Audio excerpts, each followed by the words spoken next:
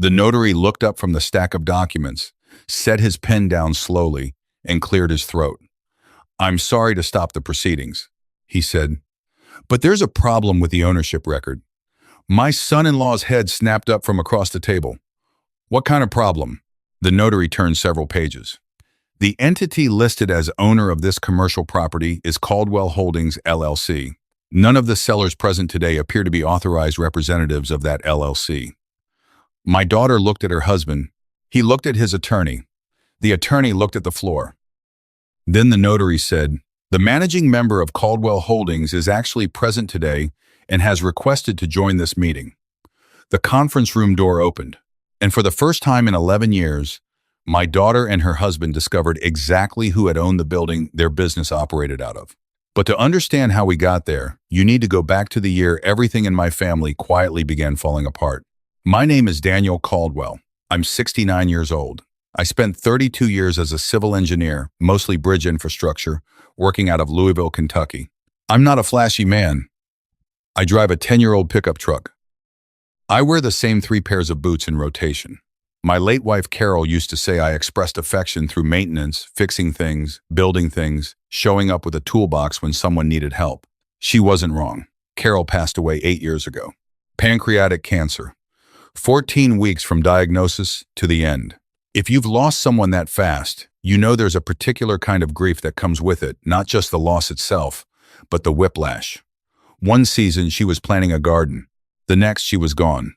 The house on Maple Ridge Drive, the house we'd shared for 26 years, felt like a museum after she left. Every room an exhibit, every coffee cup a memory. For 2 years, I lived alone there. I kept busy. Projects, volunteer work, visits to the grandchildren when they were young enough to still need me for things. Then my daughter Claire and her husband Derek ran into serious financial trouble. Derek had been managing a small commercial printing business he'd bought into as a partner.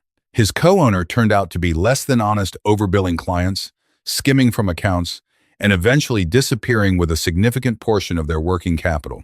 By the time lawyers got involved, the damage was done. Derek was personally liable for debts he hadn't created. Claire called me on a Tuesday evening. I could tell from the first 3 words she said that she'd been crying before she dialed. "Dad, we're in trouble." "Ad." I told her to come over. They arrived within the hour. Derek sat at my kitchen table looking the way men look when they've failed at something. They've poured everything into, not angry, just hollowed out. Claire sat beside him. Their 2 kids were 8 and 10 at the time, a boy named Aaron and a girl named Stephanie. The thought of those 2 kids losing stability was all I needed to hear. Now, what I didn't tell them that evening, what I didn't tell anyone, was that 2 years earlier I had quietly reorganized my estate. After Carol died, my attorney Martin Greer helped me establish a holding company called Caldwell Holdings, LLC. Through that LLC, I had purchased a mid-sized commercial property on Birchwood Avenue, a 2-story building with ground floor retail and second floor office space.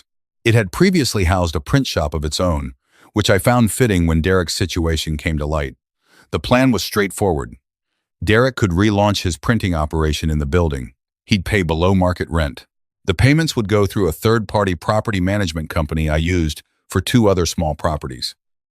As far as Derek and Claire would know, they were renting from a faceless commercial landlord, a company, nobody they'd ever met. At the time, I saw no reason to reveal my involvement. I wasn't looking for gratitude. I just wanted to help without making Derek feel like a charity case.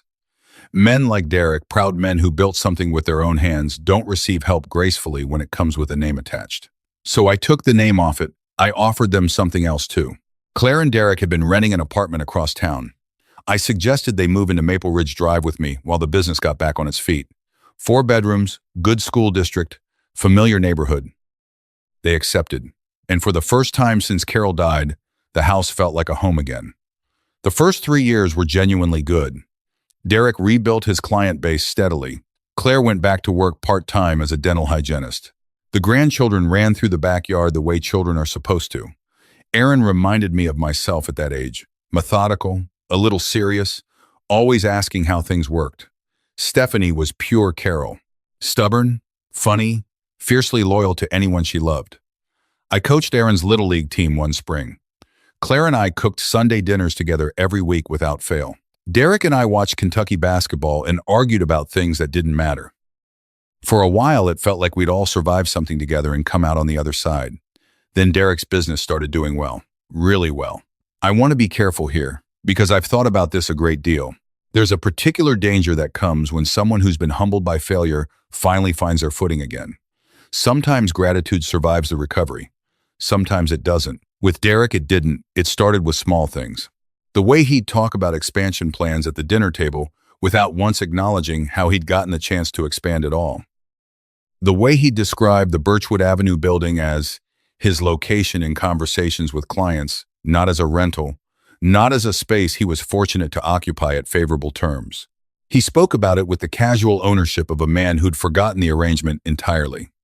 Claire changed too.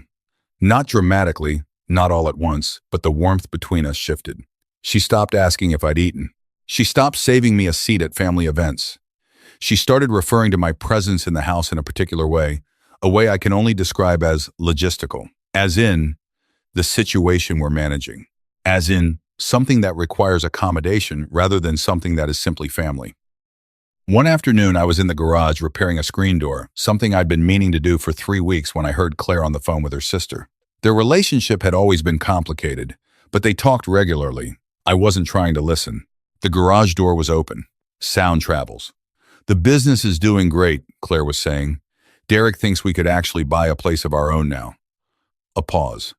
"Yeah, something with more space. Somewhere that's actually ours." Another pause, then lower. "Honestly, it's time. Dad's fine. He's 67. He's healthy. It's just the house feels crowded." I set down the screen door and sat on the garage step for a long moment. Crowded. 26 years I'd lived in that house. I raised Claire in that house. Carol died in that house. And now, at 67, I was being quietly categorized as the crowding. I didn't say anything that evening. I've learned the hard way, over many years, that a conversation started in the wrong emotional state rarely ends well. So I waited. I watched. And what I saw over the following months was a pattern so familiar it almost has a name. Derek began working later. Dinners became irregular. When I'd try to start a conversation with him, he'd give me the answer that ends a conversation rather than the one that continues it. "Yep, sure, probably." Then back to his phone. Claire began making decisions about the house without consulting me. New throw pillows appeared in the living room. A shelf of my books in the hallway was relocated, not thrown out, but moved to the upstairs closet without a word. A small desk I'd built with my own hands 20 years ago, solid oak, the one Carol used for her correspondence, was replaced with something modern and unrecognizable. The desk turned up in the basement. I brought the desk upstairs myself the next morning and put it back where it belonged. Nobody mentioned it. My grandchildren were my anchor. Aaron, by then 15, had developed a real interest in engineering. He'd come to me with questions about bridge loads, structural tolerances, things he'd looked up online and couldn't fully parse. Those conversations were among my best hours of the day. Stephanie, who was 13, still brought me her problems, friend trouble, school stress, the ordinary catastrophes of adolescence. She'd sit at the kitchen table across from me and talk until things made sense. I was grateful for both of them in a way that's hard to put into words. Then one Thursday evening in March, I came downstairs for a glass of water around 11 o'clock and found Derek at the dining room table with a folder spread open in front of him. He tried to close it when he heard me, but not before I saw the letterhead. Commercial Real Estate Assessment, Birchwood Avenue Property. He looked at me. I looked at him. "Late night," I said. "Yeah." He closed the folder. "Just some business stuff." "Of course." I filled my glass and went back upstairs. The next morning, I drove to Martin Greer's office. Martin and I had been working together for nearly 20 years. He has the kind of face that never shows surprise, which is useful in a lawyer. I explained what I'd seen. He pulled up the LLC documentation. "They can't purchase this property," he said simply. "They're not in any position to negotiate with themselves as the buyers and you as the undisclosed seller without your consent. And the LLC is structured specifically so that any transfer requires my participation." I know. He looked at me over his reading glasses. "So what do you want to do?" That was the right question. And I didn't have a clean answer. Because what I actually wanted, wasn't a legal victory. What I wanted was for my daughter to remember who I was. What I wanted was for my son-in-law to feel, even briefly, the weight of the help he'd been given and had quietly set aside. "I want to wait," I said. Martin nodded slowly. "How long?" "Until I know for certain there's nothing left to wait for." He leaned back. "I'll be ready when you are." I drove home past Birchwood Avenue. I slowed down as I passed the building. The sign above the entrance read, "Hartwell Press Derek's Company," his name on a building that carried my wife's maiden name in its LLC title. There's an irony in that I've never entirely been able to shake. Spring passed. Summer arrived. Derek's conversations about the building became more frequent and less subtle. He mentioned square footage improvements at dinner. He mentioned property tax considerations.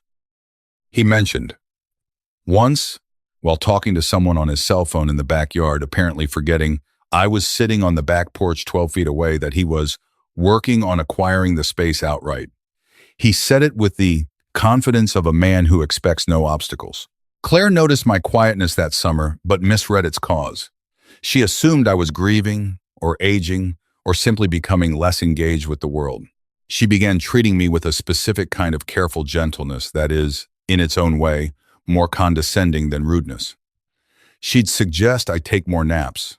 She'd offer to drive me to appointments I was perfectly capable of reaching on my own.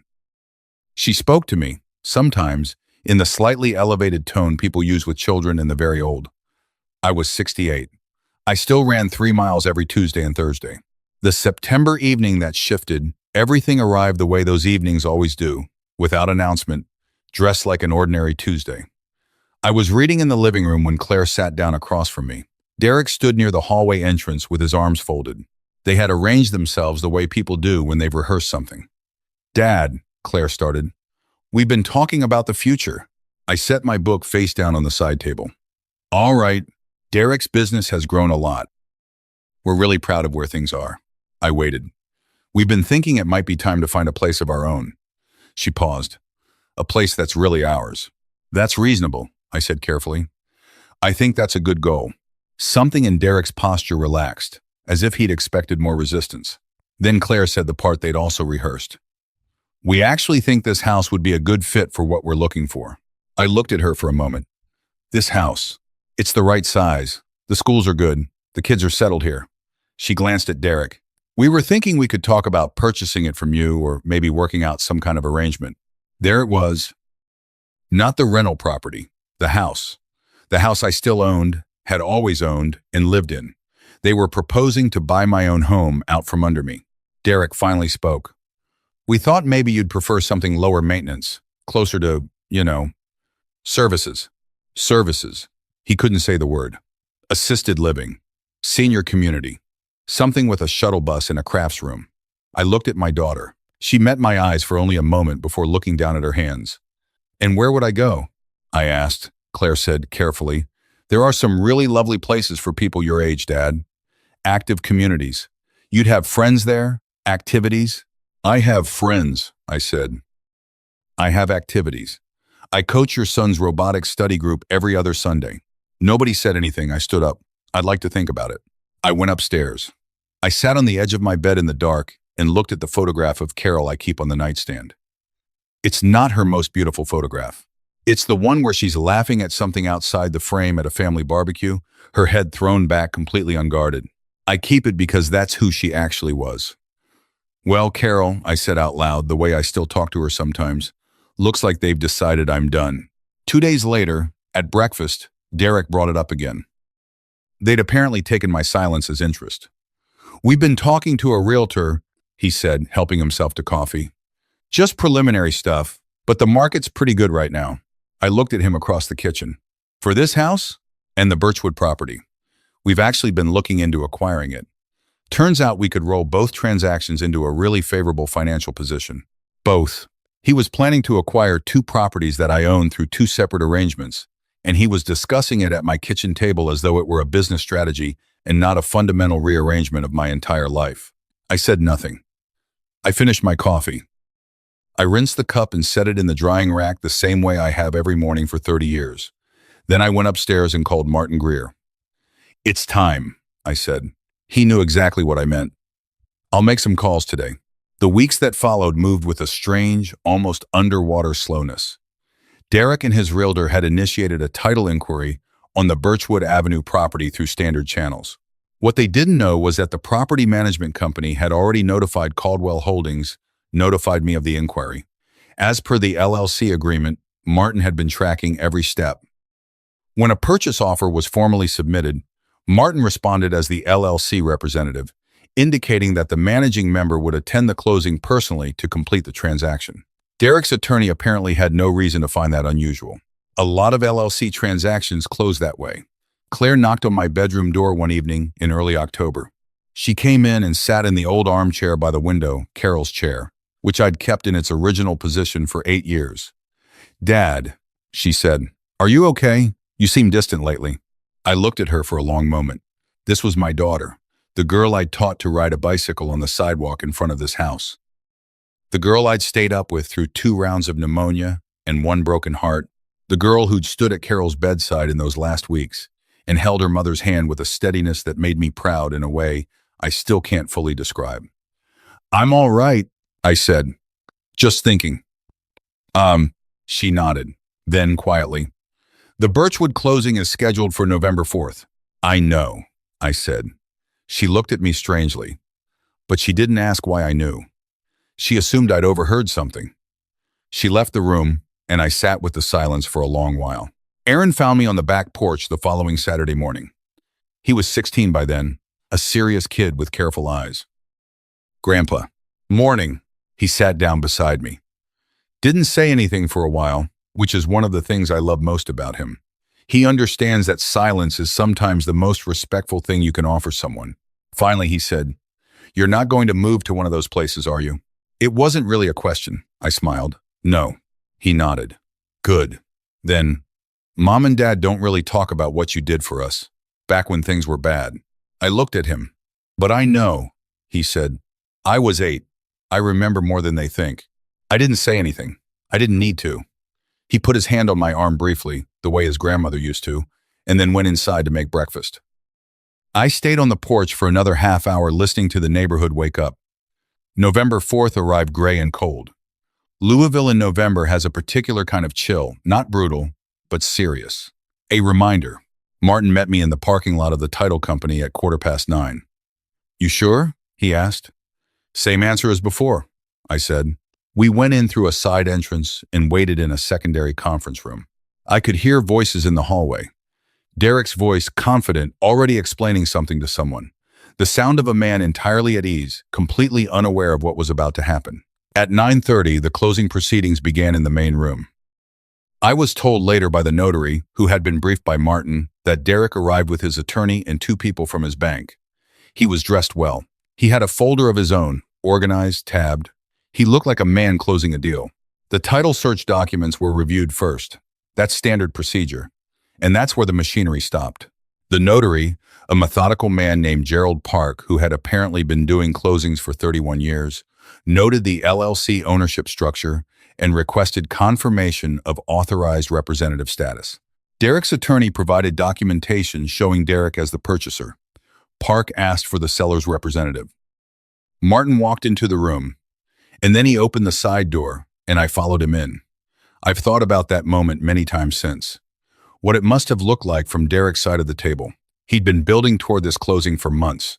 He had financing in place, transition plans laid out, a vision of what came next. And then the door opened, and his father-in-law walked in carrying a copy of an LLC operating agreement with his own name printed at the top. The color left his face in stages. Claire wasn't there. This was a business transaction, and she'd been focused on the house paperwork that week. I've always been slightly grateful for that. What happened in that room was between me and Derek, and I think some part of me knew it needed to be. I sat down across from him. He stared at me. His attorney stared at Martin. Martin placed the LLC documents on the table with the quiet efficiency of a man who has been waiting patiently for exactly this moment. "The property at Birchwood Avenue," Gerald Park said carefully, "is owned by Caldwell Holdings LLC. The managing member of Caldwell Holdings LLC is present today." He looked at me. I nodded. Derek finally found his voice. "Daniel." "Not Dad. Daniel." "What is this?" "This," I said calmly, "is the closing. You own—" He stopped. started again. You own the building. I've owned it for 11 years. He sat back in his chair as though something structural had given way. His attorney leaned over and said something quietly. Derek didn't seem to hear it. The rent payments, he said slowly, they went to a management company, which I retained, I said. Standard estate planning arrangement. Nothing complicated. Nothing hidden. Just a structure my attorney helped me establish after Carol died. The room was very quiet. Derek's bank representatives exchanged the kind of look that says, we should probably come back to this later. Then Derek said something I hadn't expected. Not anger. Not excuses. Just 2 words in a voice that sounded genuinely winded. Oh my God. I recognized the tone. It was the sound of a man calculating backward, calculating how long he'd operated inside a situation without understanding it, calculating who had been carrying what for how long without being asked. His attorney asked whether we wished to proceed with the purchase. I told him I had not come to sell. I told him the reason I had come was that I believed certain things deserved to be said in person, with documents on the table and no possibility of misunderstanding.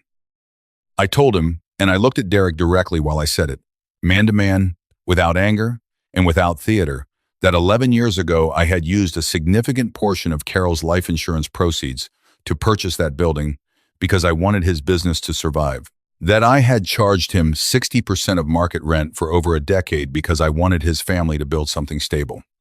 That I had never mentioned any of it because I didn't want his gratitude. I wanted his success. What I didn't expect, I said, was to eventually feel like a problem to be solved. Derek didn't speak for a long time. Finally, he said, the house, too. It wasn't a question. That's mine, I said. Always has been. He pressed his hand over his mouth and stared at the table. His attorney quietly excused the bank representatives from the room. Martin sat beside me with his hands folded. Gerald Park found something important to review on his own documents. After a long silence, Derek looked up. His eyes were red. I don't have an excuse, he said. I know I don't. I nodded. Claire doesn't know any of this. The LLC, the ownership, she doesn't know. I know she doesn't. He rubbed his face. I need to tell her. Yes, I said. You do. The meeting ended without a closing.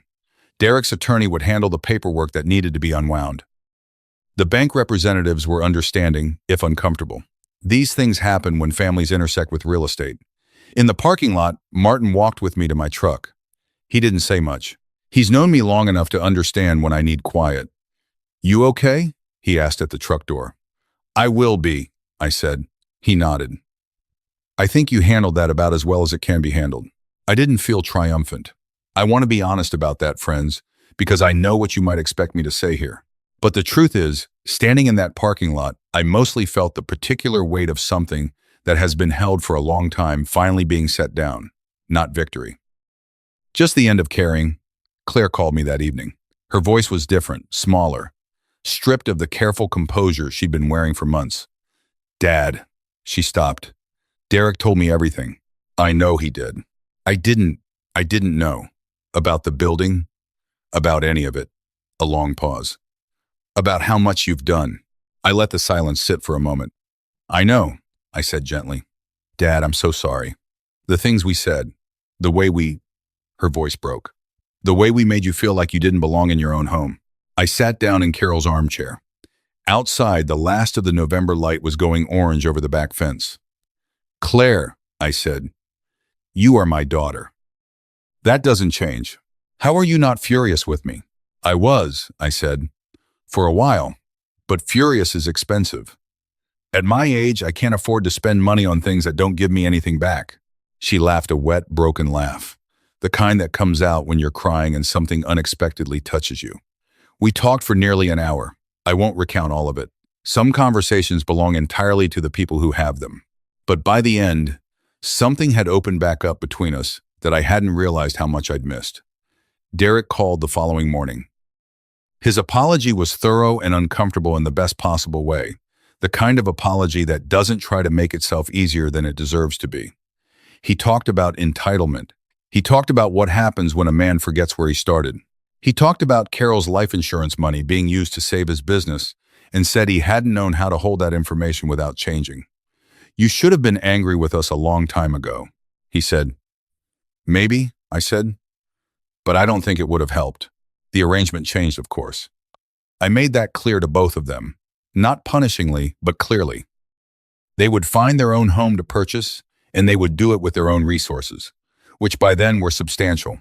Derek's rent on Birchwood Avenue was adjusted to fair market value, something he accepted immediately and without argument, something I appreciated more than I expected to. The transition took about 4 months. They found a house 20 minutes away, a good neighborhood, solid schools, space for the kids. The morning the moving truck arrived, Aaron came to find me in the garage. "You're going to be alone again," he said. "I am," I said. He considered this. "Is that okay?" I thought about the question honestly before I answered it. Thought about the house and what it was before they came, and during, and what it would be after. Thought about Carol. Thought about the years before the tension set in, the Sunday dinners, the Little League season, Stephanie at the kitchen table working through the social mathematics of 7th grade. "Some kinds of alone are better than others," I said. "This will be a good kind." He hugged me. He's taller than me now, which still surprises me every time. Months later, on a Thursday evening in early spring, I was sitting on the back porch when my phone rang. Stephanie's name on the screen. She was calling to tell me she'd been accepted into the engineering program at the University of Kentucky. I had to put the phone down for a second. When I picked it back up, she was laughing. "Grandpa, are you crying?" "Engineers don't cry," I said. "You literally are right now." "Briefly," I said, and under protest. She called me every week after that. We talked about structural load formulas and material science and the particular satisfaction of building things that are meant to last. Sometimes we talked about Carol, who she never knew well enough, and who would have adored her completely. The back porch faces east. In the mornings, I drink my coffee there and watch the light come up over the neighbors' roof lines. It's a quiet life, a deliberately quiet life. And I have learned later than I should have, but not too late, that quiet is not the same as empty. If you're someone who has given and quietly wondered whether any of it registers, I want to say this directly. It registers. It may take longer than it should. People may need to be reminded in ways they didn't anticipate. But generosity leaves a mark, even when it goes unnamed. And if you've been treated as though your presence is a burden by the very people your sacrifices made possible, please hear me when I say this. Your value was never up for them to determine. It never was. Thank you for listening, friends.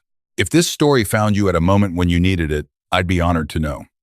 Leave a thought in the comments, a story of your own, or simply your name and where you're listening from. And if you believe in stories about dignity, patience, and what family really means at the end of the day, consider staying with us.